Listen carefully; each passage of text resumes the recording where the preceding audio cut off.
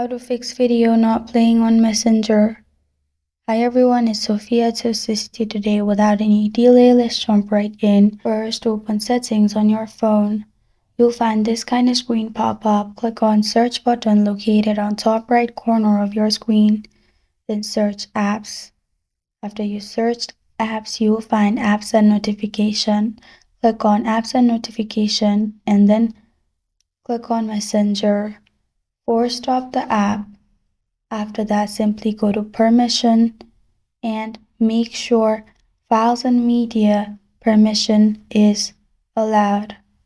Click on allow access to media only. After that, you can simply go to storage and cache and clear storage. After that, simply restart your phone and then log into your Messenger and your problem will be fixed. This is how to fix video not playing on Messenger. Thank you for joining me today. If this video helps you out, please leave a like and subscribe for more. Got a question or want to suggest a topic? Comment below. I'm Sophia signing off until next time.